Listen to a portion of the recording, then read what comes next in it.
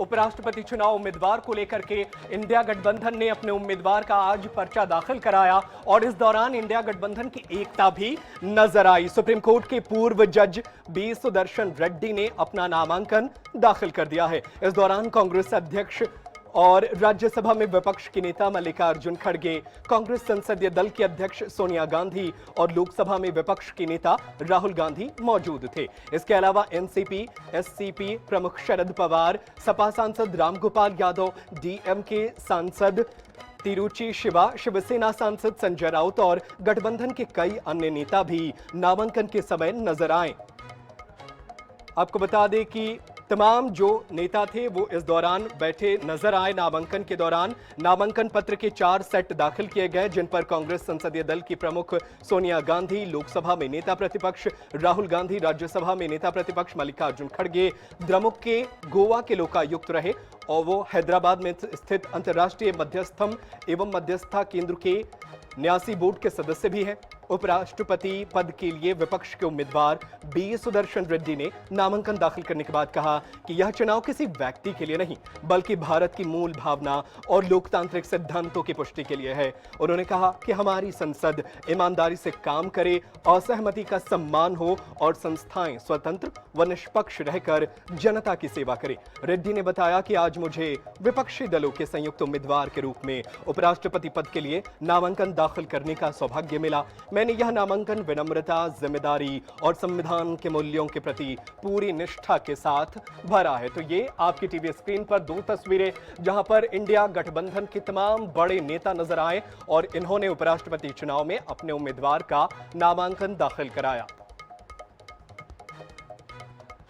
और चलिए इसी खबर पर ज्यादा जानकारी के लिए हम अपने सहयोगी स्पर्श शर्मा का रुख कर लेते हैं। हमारे साथ फोन लाइन पर मौजूद है स्पर्श। इंडिया गठबंधन ने एकता तो दिखाई है और जो नामांकन की जो प्रक्रिया है उसे भी पूरा किया है, लेकिन सवाल है उस जादुई आंकड़े को लेकर जिसके जरिए उपराष्ट्रपति जो है वो चुनाव जीतते हैं। तो अब जो है कितने मेहनत करने वाले हैं इंडिया गठबंधन के नेता ताकि वो जादुई आंकड़ा को छू सके?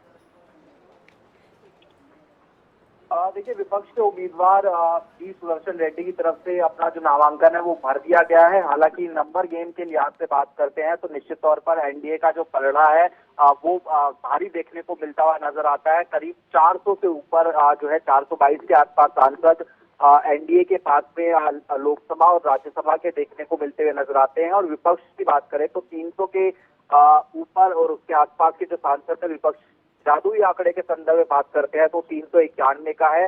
वो अब किस तरीके से जो है पहुंचता हुआ नजर आएगा, ये महत्वपूर्ण रहेगा, देखने वाली बात रहेगी। और इसी को लेकर हम देख रहे हैं कि जो बी सुदर्शन रेड्डी है वो अब लगातार जो मुलाकातें हैं वो करते हुए नजर आएंगे। अब से कुछ ही देर पहले जो मुलाकात है जो आम आदमी पार्टी के सुप्रीमो है अरविंद केजरीवाल, उनसे जो है उनकी हुई है। निश्चित तौर पर समर्थन की जो अपील है वो की होगी और ऐसे आने वाले समय में और इन दलों से जो मुलाकात है वो करेंगे, ये महत्वपूर्ण रहेगा। और उसके साथ साथ अगर हम बात करते हैं साउथ वर्सेस जो साउथ की लड़ाई है वो इस पूरे उपराष्ट्रपति चुनाव में देखने को जो है मिल रही है। सीधे तौर पर जो साउथ की पार्टीज हैं वो किशोर अपना जो रुख है वो करती हुई जो है नजर आएंगी। क्या कुछ एनडीए के साथी जो साउथ की पार्टीज है क्या वो फेल रह सकती है या फिर किसी तरीके से जो है अपना रुख बदलेगी, ये जो है देखने वाली बात रहेगी। लेकिन अभी तक जो समर्थन है वो एनडीए के पास ही जो है पूरी तरीके से, यानी बीजेपी के समर्थन में जो पार्टीज है पॉलिटिकल जो साउथ की है, जिसमें टीडीपी की बात करें या फिर अन्य पार्टियों की बात करें, वो देखने को मिल रही है।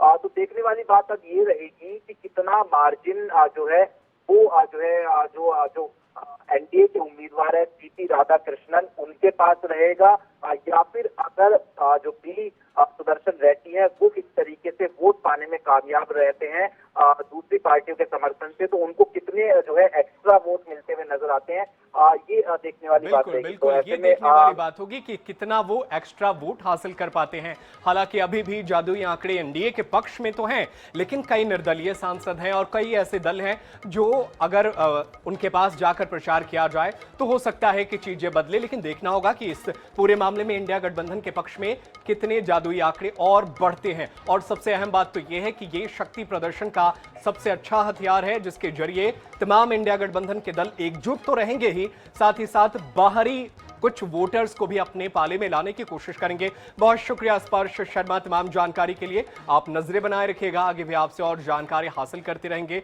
और अपने दर्शकों को अपडेट करते रहेंगे।